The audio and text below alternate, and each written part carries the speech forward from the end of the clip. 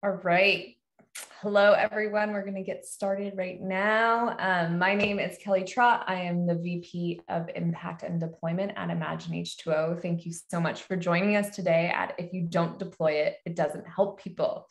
If you're in the United States like me, I hope that you have a big cup of coffee. It is quite early, but today is a technology-focused case study and roundtable session at Stockholm World Water Week. At Imagine H2O, we are working both to develop and deploy innovation, so this topic is very close to home. So what is in store for you today? First, you're going to hear a little bit more from the other session organizer, our fantastic partner, Blue Tech Research. Second, we will have a very special spotlight presentation from L'Oreal. Third, we have entrepreneurs presenting about deployments all around the world. And finally, we'll wrap up with a roundtable discussion with questions for our speakers. So please make sure to add your questions into that Pathable chat, and we will be making sure to ask them. So let's get started. I'm excited to pass the mic to Aoife Kelleher, Lead Sustainability Researcher at Blue Tech Research. Hello, everyone. Welcome to the session. I hope you're all enjoying Stockholm Water Week so far, and thanks a million, Kelly, for getting the session started. Blue Tech Research is the world's leading water technology market intelligence provider. We support utilities, Fortune 500s, large water tech, startups, SMEs, and investors globally. We are very much committed to supporting companies through our intelligence platform and custom research as they innovate and grow successfully. Our objective is to radically reduce the risk and uncertainty that often surrounds innovation and investment decisions to ensure that our clients make fully informed decisions. At Blue Tech, we are very solutions oriented. Our focus is technologies, innovation, and problem solving.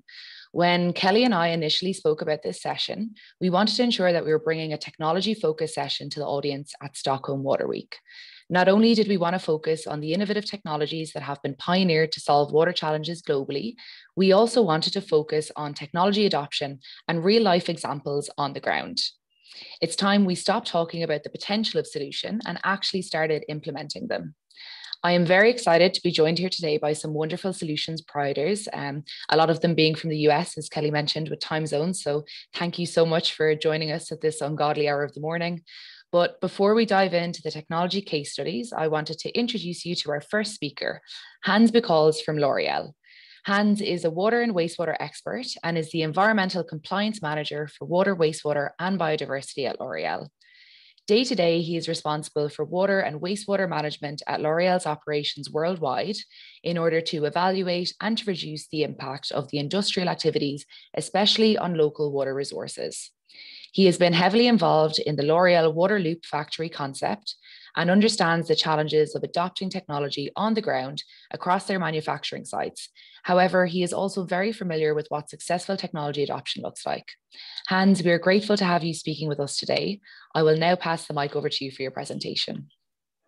Okay, thank you. I will share my screen.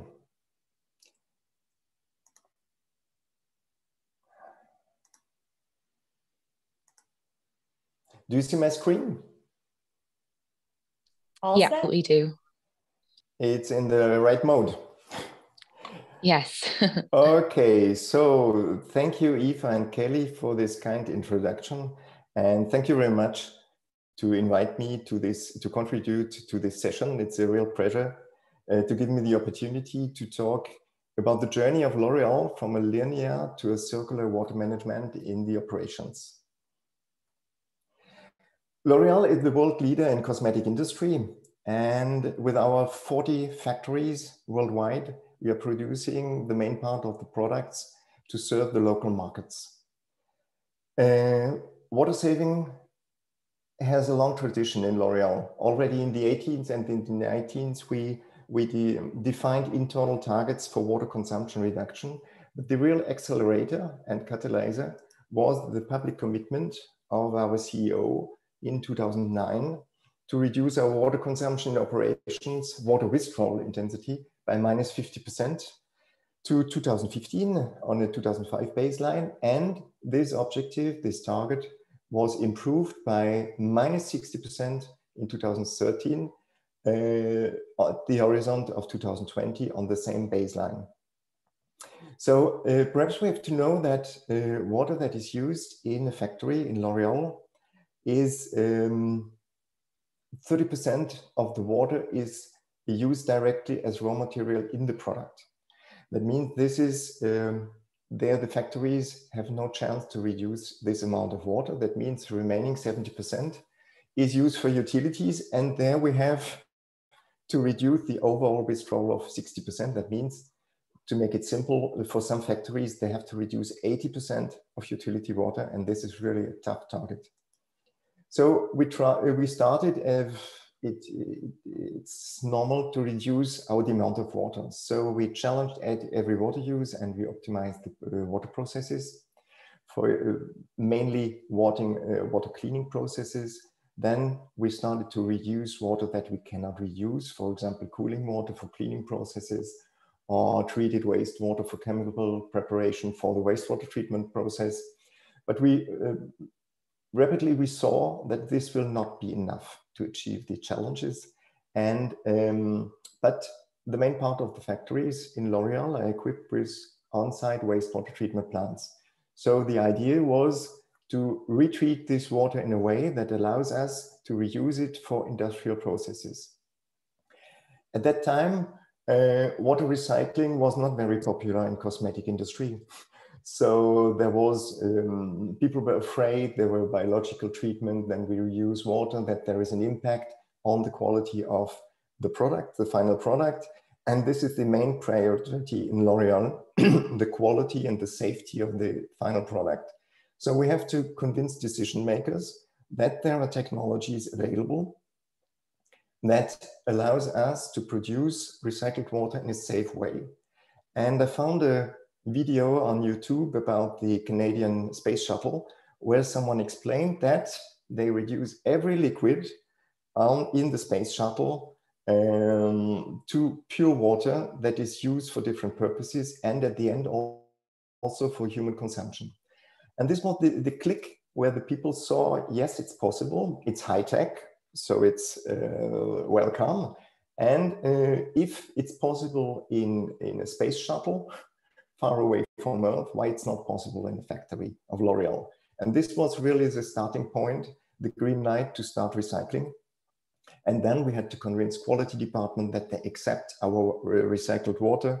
We worked on specification, unique specification. In L'Oréal, recycled water is one specification worldwide. And this water can be used for all uses in the factory, except as raw material for the product and for human consumption. The employees were engaged, informed, and trained. And for sure, we worked with solution providers and suppliers. And there, if we talk about innovation, the innovation was not the technology itself. The innovation was the application and the adaptation of this technology to our needs. And what we are using our standard best of the state-of-the-art technologies like flotation, physical chemical treatment, biological treatment, biomembrane reactors, reverse osmosis, ultrafiltration, and we achieve a very, very high quality. And this quality is, the specification is inspired by potable water. It's a quality that we can use wherever in the factory. We train people. People have to understand what is their role in the water cycle. We do visits. Every employee in a factory has to know where the wastewater treatment, what is going on, where the wastewater comes, where it goes. And we are building internal capacity. So we have teams that are really trained in wastewater treatment. We are operating our sites because now the wastewater treatment is renamed. It's a water production unit, and the production depends on the reliability of this unit. And if the unit doesn't work, we cannot achieve our sustainable goals. Our achievement is in between 2005 and 2020, we reduced our water withdrawal intensity by 49%. If you remember our targets, we have a way to go. We have to work further. We are not, we do not have achieved this target, but what we have achieved is, if you see that we have improved our increased our production by 29% in this period, 25 to 2020. In the same time, we have reduced the total amount of water withdrawal by 35%. And that means we are able to decouple economic growth and environmental impact. And if you think about that, more and more production units will be in water-scarce regions. It's very important to have the potential to grow and to reduce at the same time environmental impact. We wanted to push the recycling a little bit further, and we developed the water loop concept. And the water loop concept is based on the fact that every water that we need for industrial use has to be reused water or recycled water. And only fresh water from the city is used for the preparation of water as raw material for the products and for domestic use. Water loop is an internal label, and the factory has to prove that the water works in that way. Every year they have to prove it, and then they get the internal label. We have already 5 factories working like that. It's in Spain, in Italy, in Belgium, in Russia, and in Mexico. What we learned from recycling is the basis, the catalyzer is the commitment of the top management. They have to be convinced that we have to work on water and that we can produce a recycled water in a safe way, and that unsustainable business has no future. Recycling accelerates a change in mindset because people understand that wastewater is a freshwater source. And if we include all the operated sites, and we are including even R&I sites and administration sites in the spirit of recycling, if we think every use, if we cannot replace fresh water by recycled water, we need competences. Without internal competences, it's not possible, because you have to explain people in the production what is going on in the wastewater treatment, what is their impact, if they discharge bulk, if they use certain chemicals, there is an impact on the wastewater treatment. And so everyone in the site is concerned and will be involved, and never stop to challenge technologies, to look for new technologies to improve the efficiency and the reliability of the process. Water, we understood that water efficiency reduces our water dependency. We have factories in water-scarce regions where we have from time to time water restrictions, and the reduction of our water needs helps a lot to bridge these periods. It reduces water risks, and often we are talking about cost. What is the cost per meter cube? What is the cube per operation for CapEx? If we have a different look and we see what is the cost if we don't do that, if we have to shut down a factory for 2 weeks, it's an enormous cost, and it's a logistic, and it's very, very difficult. And if we reduce by recycling our dependency, the cost factor is really relative. And in addition, we have side effects where we have gains. We don't have to soften this water. We don't have to heat it so much, the recycled water. We work on product reduction into the effluents to improve the characteristics. So we have gains in product losses. So there is really a huge context. And if we are talking about cost, it's good to have the whole view. What will be next? We launched in 2020 our new product, sustainable program, L'Oréal for the Future, with targets for 2030. And what we are doing is, on the bottom of the slide, you can see a kind of life cycle of a product. So we have on the left side the purchase, the production of our raw materials, packaging. Then we have in the middle the operating sites, the manufacturing of the product, then the use of the product for of our consumers, and then the end of life. So in this new product program, L'Oréal for the Future, we committed for every stage. So for strategic suppliers, that 100% of them will use water responsible in the regions where they are. That means we will define criteria and we will help them to improve their water management. Operating side, we will roll out the water loop concept all over every factory. That means in 2030, every factory will be a water loop labeled. For the use of our products, research is working on the rinsability of the product so that consumers need less water to rinse out or to apply our products. And formulas will be evaluated in environmental platform to guarantee that that they are harmless to aquatic systems. And for all this, we need research and innovation in technology. We need innovation for the formulas to improve the rinse out behavior. We produced in collaboration with Geographical an equipment that allows hairdressing salons to reduce water consumption by up to 80% because the product is injected in line and mixed with water. And there will be applications to inform our consumers about the environmental and social impact of certain products. For example, this is the example of Garnier. When it comes to the operation, the new target brings new challenges. And we need really innovation for sustainable and reliable technical solutions. We want to improve our ecological profile of the wastewater and recycling plants. And we want to reduce the chemical use, the energy use, and the waste use. And in addition, we have in this new L'Oréal for the Future program targets to reduce our energy consumption, to reduce our waste production generation. And we have targets for material recovery. And if we build up more wastewater treatment plants, if we recycle more, we don't want to use more energy, no chemicals, and we don't want to generate more waste. Thank you very much. This is what I want to share with you. This is our journey that never ends, I think. We will go further and we will look for new technologies to reduce our impact locally and in our value chain. Thank you.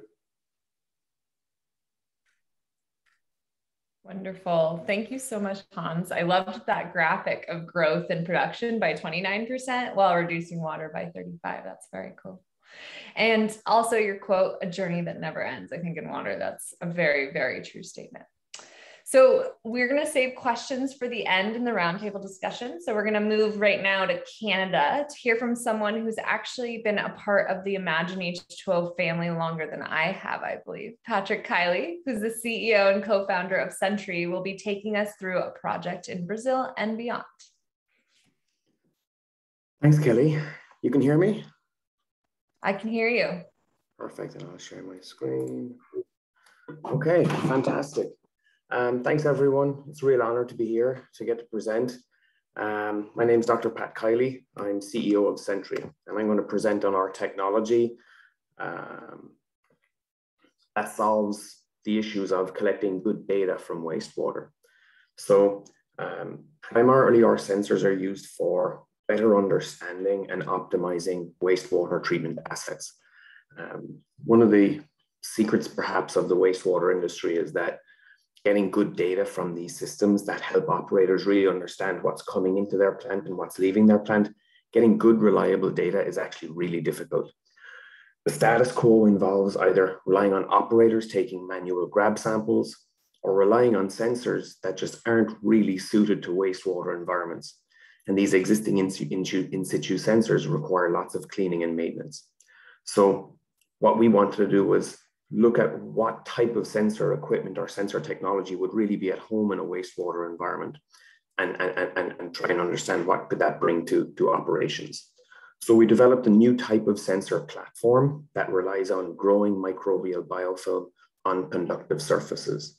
And in effect, what we do is we place these really simple low maintenance sensors into wastewater environments and provide real-time information, web-based information for operators so that they understand in real time in a low maintenance manner what type of wastewater is coming into their facility, how well are they treating that wastewater, and what is the quality of water leaving their wastewater treatment plants.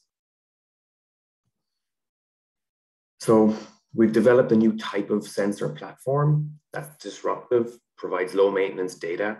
The question is, well, where can you put this sensor and where can you use this data for optimizing your process or just better understanding your process? So we've developed 7 different value statements. We typically start and install sensors in primary clarifiers of wastewater treatment plants. From here, we actually generate a digital footprint of the wastewater coming into the plant, and operators can then detect organic overloading events. They can detect toxicity in the wastewater. And from this primary clarifier location, they have time and they have capacity to make changes to their process to make sure that they're dealing with that wastewater in an appropriate manner.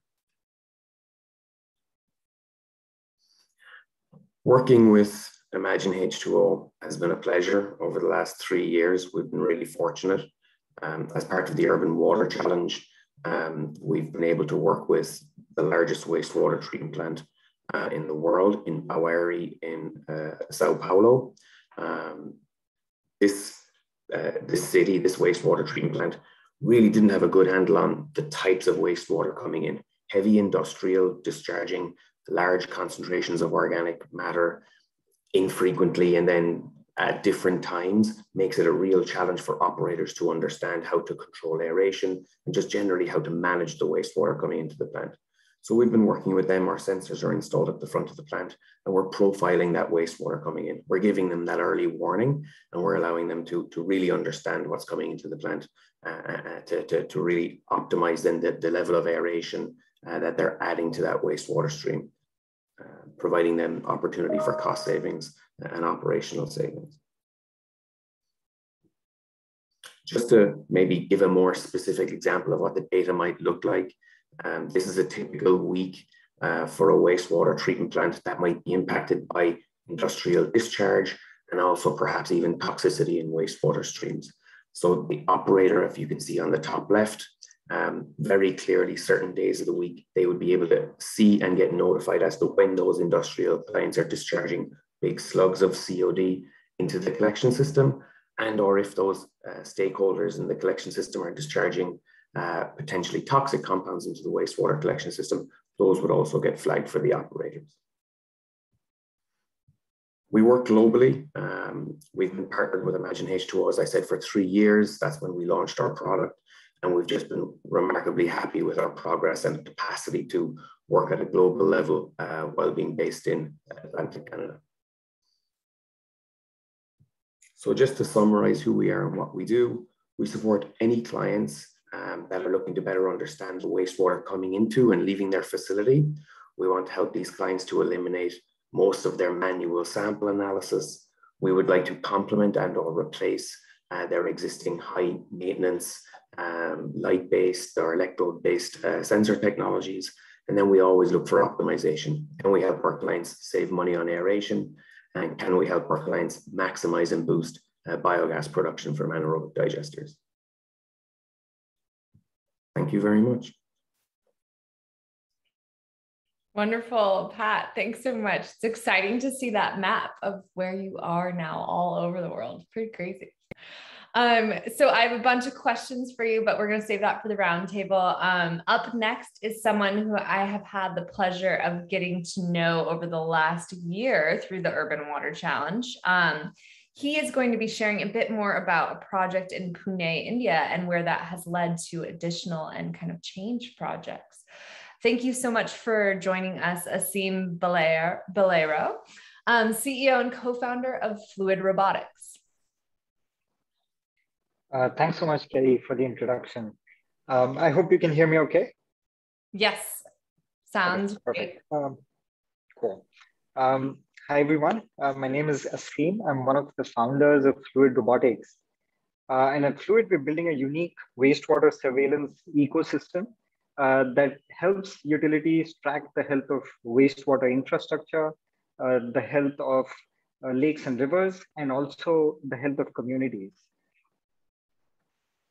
So we've been focused on the problem that cities have faced in developing countries like India and Southeast Asia and even South America, where a majority of the wastewater that's released from homes, from industries, unfortunately ends up discharged into the environment untreated.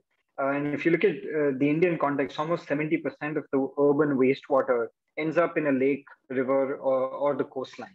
And only about 20-30% actually gets to a treatment plant. And sometimes the treated water is released back into the same lakes and rivers, going back into untreated wastewater. And the root cause really has been unmanaged underground wastewater infrastructure. And the technology that we developed is a combination of multi-sensor devices, including robots, static devices, and an AI-based decision support system that helps cities track their entire wastewater system. I'd like to talk a little bit about our deployment in Pune city that was supported by the Urban Water Challenge.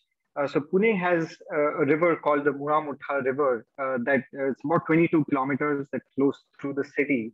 It starts at a dam that's upstream of the city, and by the time it leaves Pune city, there's a significant amount of untreated wastewater that has been discharged into it that further contaminates it, and then that water goes downstream to towns and villages that directly consume this water. So the Pune city generates about 750 million liters a day of wastewater. About 500 MLD of it is actually discharged untreated into the river. So as part of the Urban Water Challenge, we designed a program to monitor the wastewater that was being discharged, about 200 million liters a day of wastewater, and to come up with a plan on how that can be intercepted, diverted to existing treatment facilities. So our approach usually involves monitoring wastewater infrastructure around lakes and rivers. Using the data, we help rewire the wastewater networks, so the underground pipeline networks, to redirect wastewater away from a water body and send it off to a treatment facility. We just before monsoon started, which is in about June, we were able to monitor close to 200 million liters a day that was flowing through a network of drains into the river. And post-monsoon, we're going to design an interception and diversion plan specifically for Pune city. Prior to this, we've helped about a dozen cities in India monitor close to 1 billion liters a day of urban raw sewage discharged into the urban environment.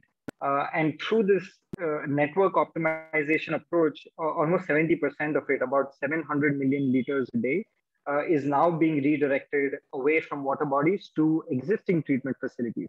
So because we take the approach of network optimization, optimizing existing infrastructure, there's a huge savings that the cities see, not having to build new treatment facilities. And typically, that the cost to build treatment in Indian cities is about $500,000 for 1 million liters a day of sewage. So you can imagine 700 million liters a day, the kind of savings that has. Now, the interesting thing that this project actually enabled us to do, so because wastewater in India flows mostly through these network of drains into water bodies, when COVID started, we started exploring the opportunity to monitor wastewater for the spread of COVID. Now, because we've spent so much time monitoring wastewater networks in Pune city, we were able to quickly deploy our robots, our auto sampling devices around the city to start tracking the spread of COVID-19 in wastewater. So because if you look at European countries, the US, they have been running this program, they typically sample wastewater in treatment facilities where almost 100% of the wastewater ends up. But in India, you need to take a different approach, look at the entire wastewater network to be able to cover the entire catchment area. So we've been doing work in a couple of cities, and we've now been expanding our infectious disease detection program to include other pathogens as well, with support from the Indian government. So far, we're present in 4 countries. We've been monitoring 500,000 feet of wastewater pipelines today in 2021. And we've monitored about close to 8 million people for the spread of COVID in Indian cities. So that's pretty much it from me. Thank you so much.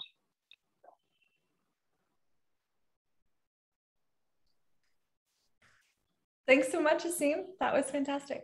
Yeah, thank you so much, Akeem. I really enjoyed the piece on infectious disease monitoring. I think it's particularly relevant at the moment still, and I look forward to discussing it further in the breakouts. So it's an absolute pleasure to introduce the next case study, which will be presented by Tina Arrowood, the Principal Research Scientist from DuPont Water Solutions, who I got to know a couple of years ago through the Brave Blue World documentary project. Tina's knowledge and expertise fuels her desire to drive effective water management strategies forward and inspires her to innovate breakthrough solutions that promote water reuse and recycling. Tina is now focused on mitigating the threat salt poses to water systems, and today she will present to us a case study which showcases the potential of water reuse and salt recovery on the ground in the textile industry in India. Tina, I'm really looking forward to your presentation. Please take the mic. Okay, thank you. I will share.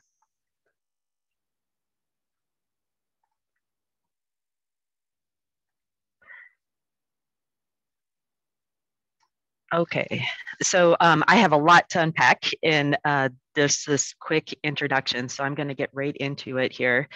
This is about the textile industry, and in particular in the Tamil Nadu region in southern India. The textile industry is key to their economic growth in this region.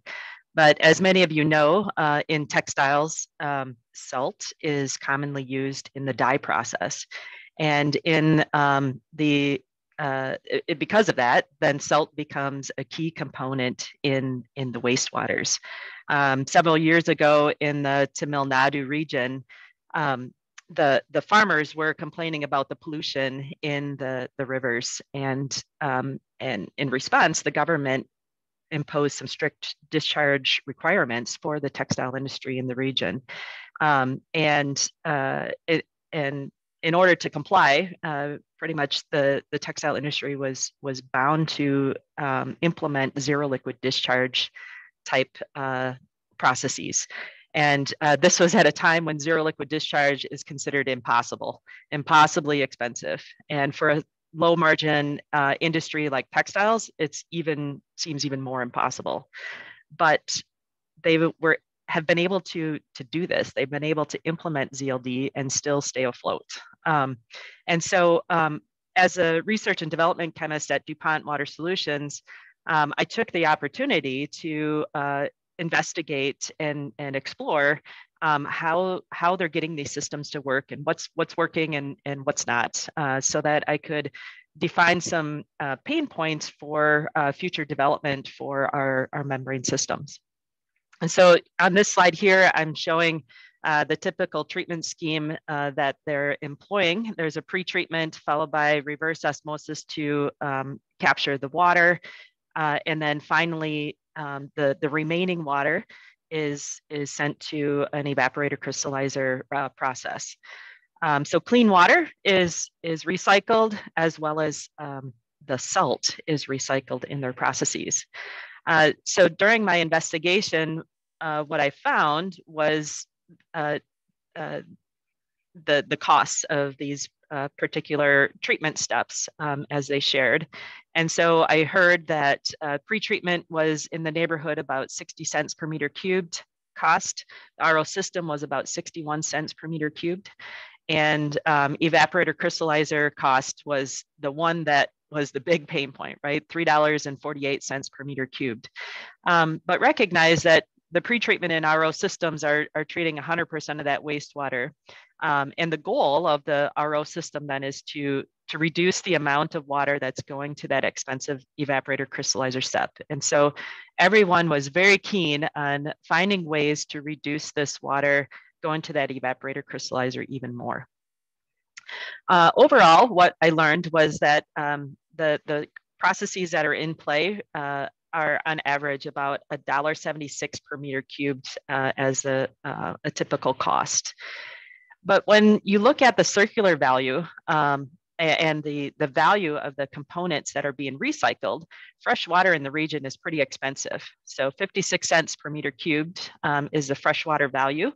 But then there's quite a hefty concentration of salts in this water. And when you consider the recycled value of those salts, we're looking at 50 cents per meter cubed presence of value in that wastewater. So for a total value of about $1.06 per meter cubed. And so when you subtract that from the treatment costs, now suddenly the net cost is only 70 cents per meter cubed, which what was amazing to me is, holy cow, that is so close to what the cost would be if you were just treating the water to discharge it. So a typical pretreatment step is geared towards removing the COD loading in the water. And so when there's not a TDS discharge limit, a treat to discharge system would essentially be practicing these steps. So what was encouraging to me even more was when I looked at their system, I saw a little bit of a disconnect, and I saw that they were taking fresh water and then taking their dry salt and then mixing them back together in order to create the dye baths. And I knew that we had some special salt separation membranes available. And we have a 4-to-Life XEN product, which allows monovalent ions to pass, and it rejects organics and divalent ions.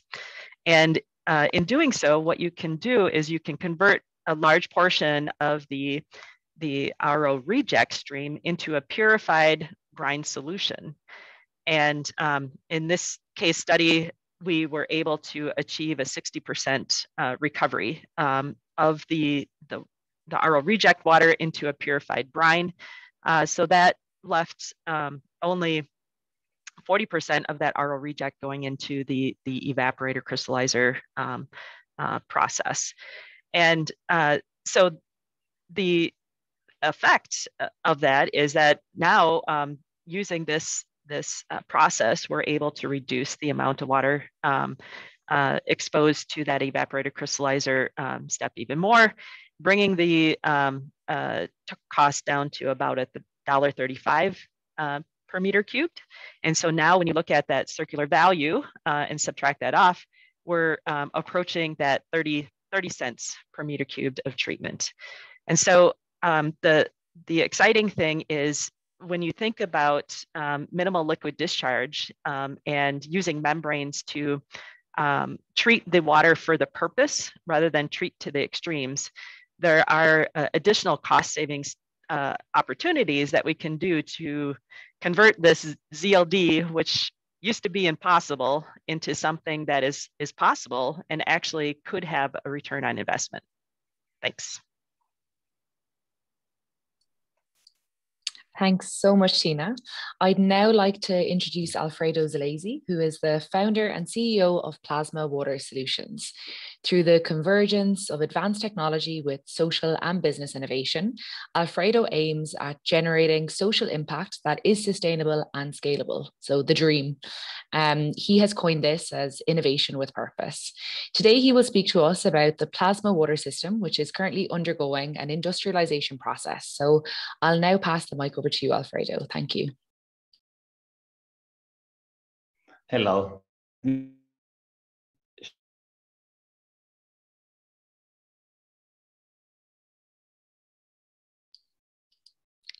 I think you might be frozen, Alfredo. Can you hear us?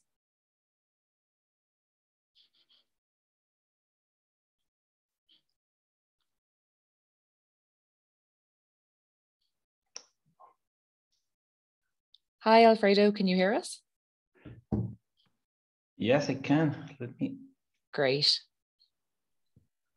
Something is wrong with the internet, I think. Okay, no worries. Okay, again.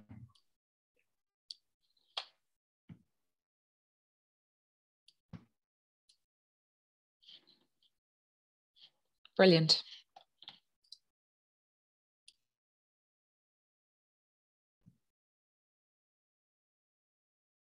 Are you seeing my screen? Yeah, that's perfect. Okay. Hopefully the internet will not hurt us. Okay, well, I'm going to talk about innovation with purpose. We saw some brilliant examples and gives hope to all of us. But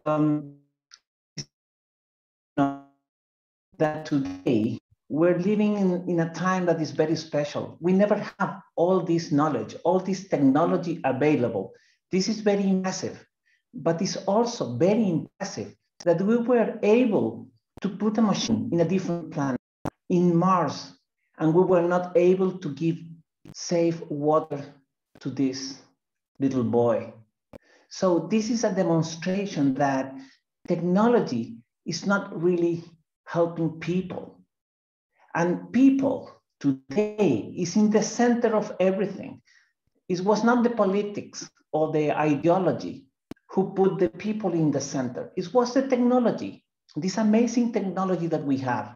But people today, using that same technology, discover how poor, how unequal is society. What little have them to say about climate change and how big is that affecting them. And that is the explanation for this mounting social unrest everywhere in the world, rich country, poor countries. It doesn't matter. People has accumulated frustration. And they are also suffering. They're not reading by social media. They're suffering already by the global water crisis. So we are living all these big, complex situations. So then, how can we explain that since the 60s, nothing new disrupted the water? Since the 60s, the population of the planet increased in 4 billion. 4 billion that today are living in deep poverty. This says that incremental innovation is not longer enough. We need to seek for disruption. So what we came up with, we invented a device that transforms any liquid into plasma in a continuous flow with low energy. And why is this important? Not because this is something new that no one did before. It is also a breakthrough because its efficacy. We turned 1 billion cholera bacteria in 100 ml to 0 in just a few milliseconds, using less energy than a hairdryer. So we have something that can be meaningful, but we need to do a different approach. If not, this technology will never arrive. They will never be available for the people who need it the most. And when we were struggling to discover how to do this, something unexpected happens. Airbus knocked our door. And they came up because they were very interested in the technology. And we developed some devices for them, for their aircraft. But when they discovered not only the technology, the purpose behind of the technology, they decided immediately to jump in. And they financed a very important program with the Kenyan Red Cross. And we deploy, just before starting the pandemic, our units in vulnerable schools in the outside. This is fantastic. And they want to do this. They are not forced. It was their proposal to us. After that, we received a very interesting proposal. AB InBev is a beer company that is worldwide, and they have a very aggressive and very committed to a water stewardship program. And they're investing in testing our technology, in providing water, in taking safe water to the communities in the surrounding of their factories. If this is as successful as it is, it will be deployed everywhere. So today, what we have in our hands is a proven solution with more than 4 years in testing. And this is happening because someone do care. IDB Bank, a bank, helped us since 8 years ago, very quiet, but they decided to take the risk and support our activities. But we can have the technology, we can have the support of big players, people who care. But this is not going to happen with the best quality possible.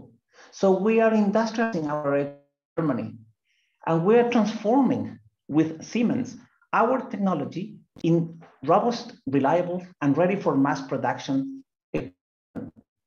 This equipment, if you look at the drawing in the little green box, every single unit has hardware, software, MQTT protocols for artificial intelligence, for Internet of Things, for telemetry, and for blockchain. It's very important that today we need to look at the future and understand that the future will require a new approach. So we decided to take this technology and produce a safe drinking water solution in the form of a distributed infrastructure. This photo is of a real situation in one of the schools. These girls were having available safe water for the first time in their lives. And this makes us very proud. And it shows that we can work in a. We also create a second technology, not only one, a second, which is a device that produces plasma activated water. We can take the water and replace chemicals with an organic pesticide. All the water coming to the floor can be circulated back, transforming to very clean water for the system again. And we have a third technology, which is by learning how to transform any liquid into plasma, we learn that we are transforming any liquid into light. And we generated a device that is up and running that can analyze all lines of emission of the fluid. So we can detect what it is in the water at any time in real time. And this is important for the safe drinking water, of course, but for industrial processes or for wastewater. So what we have is 3 breakthroughs for the water market. We have the ability to make something that was not happening in a long time, massive deployment of technologies. Will this happen? We're not sure. If we leave the technology to the standard approach, maybe it will not happen. We want to be sure that our technology will be deployed, starting first for the people who need it the most. The problem is that people not always have the money to pay. So what is the response we are receiving from the market? Oh, this is fantastic. Oh, we're so moved with the purpose. But sorry, it's too risky, too early for us, too social. People is not understanding disruption should not come only from technology, but on how we use technology. We saw it in the previous examples. Technology can be used differently. We need to challenge the way we are approaching problems. So what are we doing now? We want to make all these available for people. We don't want to wait for the regular systems to understand that we have to act today. We want to enable people to be part of the solution. We think that having every single system connectivity, we can really transform innovation with purpose as the best promoter for the crypto world, but not only based on a speculation, but in hope and compassion. If we do that, we can make a lot of things. We can generate our projects into successful businesses. And if we do this, these businesses will be measured by profits, of course, but also maybe by saving lives, reduce diseases, hope. If we succeed on this, we will be transformational effect. We will make people, government, institutions to understand poverty and climate change in a different way. Thank you.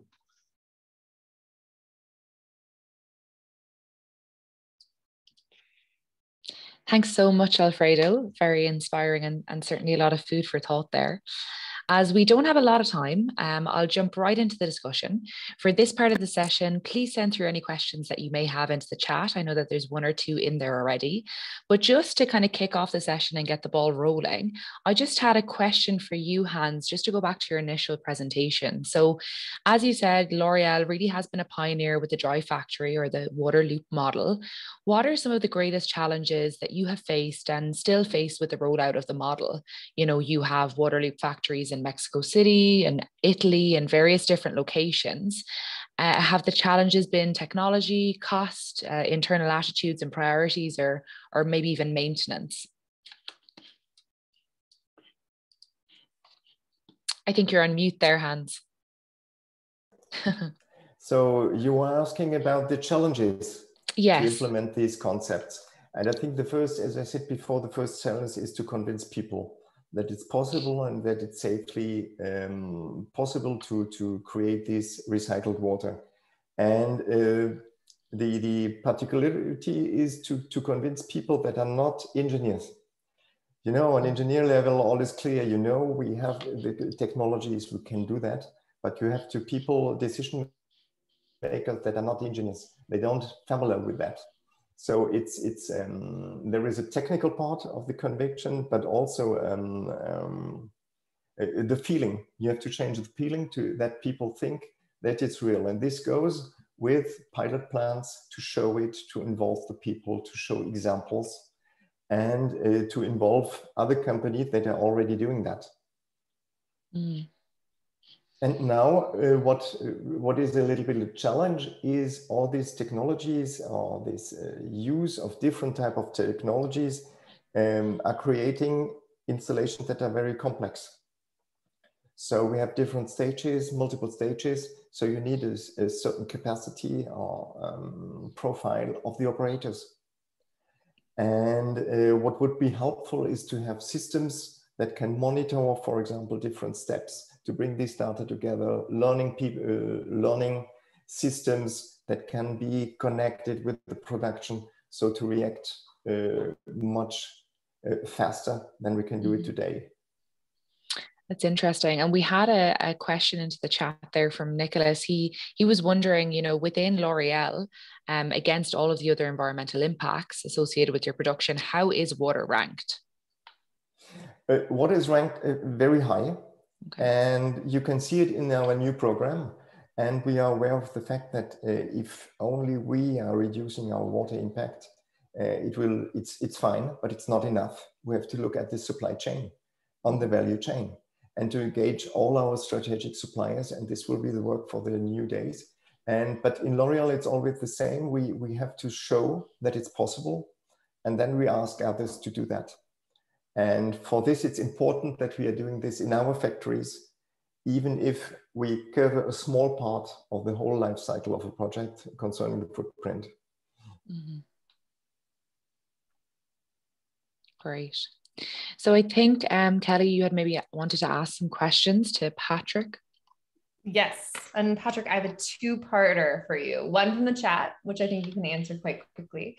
Do you work with temporary water infrastructure? And then one from me, as you move to this more global model, I believe you just hit 100 deployment milestone. Congratulations. Kind of how do you decide where you're going to go next? And how do you think about deployments that way? Fantastic. So really what we look for is just clients that want to do better. So clients that want to optimize their wastewater treatment assets. So if you want to optimize your asset, if you want to save money on aeration, if you're doing anaerobic digestion, you want to generate more biogas, that's the type of person we want to work with. Geographically, it doesn't matter. We work globally. What I will speak to, Southeast Asia in particular is a remarkable corner of the world where they really value clean water and value data. So we've had remarkable success working with clients like SemCorp and Singapore PUB. And we do think Southeast Asia is a remarkable part of the world to work in. Muted. Great. And do you work with temporary water infrastructure? Yeah, again, it doesn't matter if it's a permanent installation. Most of our clients would be larger utilities or industrial clients, but remote work camps, anyone who just needs to have a handle on their wastewater and the performance of their wastewater treatment assets. Wonderful. Thanks, Pat. Thanks, and Asim, I have one follow-up for you.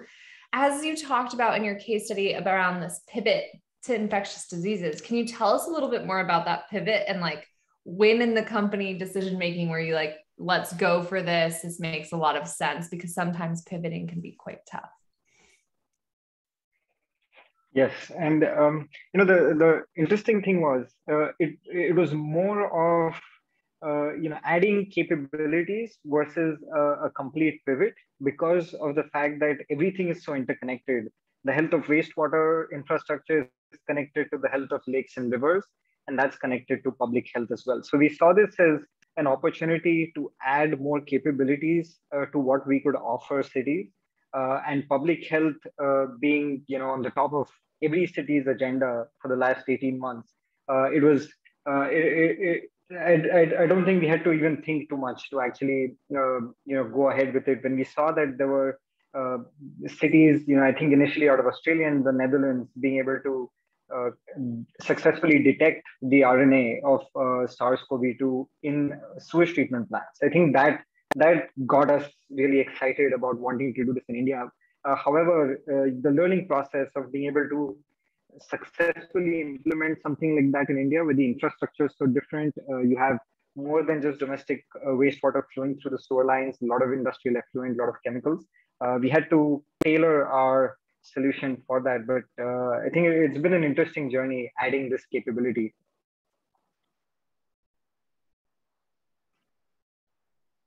Sorry, muted. If people want to learn more about this journey, I think we're going to be posting about it on the Urban Water Challenge, both about Sentry and fluid robotics. So check it out. Awesome. I might just jump in here, and I'm conscious that we only have 2 minutes. So if we do get cut off, I just want to thank everyone for participating. It really has been an amazing session. And thanks to Kelly and the team at Imagine H2O as well, and all of the participants and everyone that's joined. But I had a question for Alfredo. So no doubt you have created a new technology, but you also want to use it differently. And that seems to be a very big part of what it is that you're trying to do.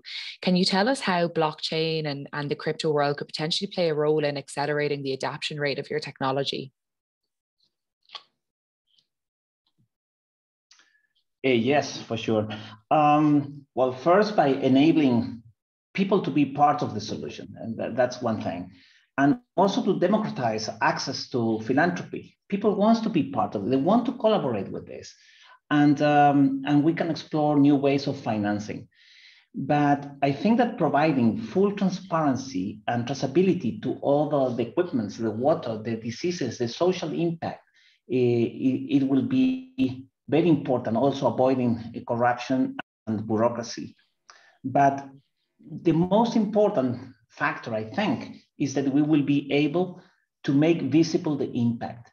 By doing that, we will activate demand. We will not depend on third parties to promote this. The real promotion will be the real impact that we will be creating. And another way of doing and helping this is we can link every single liter that is clean or it's make it available to water replenishment programs or other ways to control what is going on with the water, safe water, drinking or wastewater. Yeah, it's certainly a very innovative way at looking at financing and adoption of a technology. I wonder if other people will take a leaf out of your book and begin to look at it that way too. Tina, I'm just going to hope again that we don't get cut off because we are at the top of the hour now. So if anyone has to drop off, no worries. But I just wanted to ask you a little bit, about, I guess, the challenges associated with adoption of technology in different geographical regions. Has this been a challenge for you in working, particularly with the textile industry in India? Has there been any challenges associated with that? No, I think in India, in China, the adoption, they're early adopters of this technology. They have to adopt. They need solutions, and they are because they need to comply with regulation. So what I find a challenge is when I go back to North America and I look at North America and I see the slowness of water reuse adoption. And when you listen to people in North America talk about water reuse, it sounds like they're risk adverse, and this is something that is a non-vetted type approach. But on the other hand, China and India have been doing this for years, and I think one of the roles that I'm trying to play is try to share some of our case studies and share some of the success stories of plants in China and India to some of our friends in North America to, open up this idea of possibility that they can practice reuse. And what I want is so China and India are doing a reactive approach, right? So they're dealing with pollution. And so before North America gets to that point of, having to deal with pollution and rectify that pollution, let's get ahead of it. Yeah, and be proactive. Practice. Yes, exactly. Sure, but no, that's a little bit harder sell. Yeah, I'm sure. So it seems very much to have been driven by, I guess, the visible effects of pollution, and then the fact that it's had to be regulated. I am going to close the session now. I just want to, thank everyone, Kelly at Imagine H2O, all of our technology providers, Hans, for participating in the session. We very much appreciate it. Certainly an awful lot of food for thought, from robots detecting COVID in India to salt recovery in the textile industry and innovation for impact. If anyone would like to connect, please don't hesitate to reach out to our panelists, the technology providers, and Hans on LinkedIn, or even myself and Kelly if you have any further questions. So thank you so much, everyone. I hope you enjoy the rest of Stockholm International Water Week. It's a jam-packed lineup. Have a great day.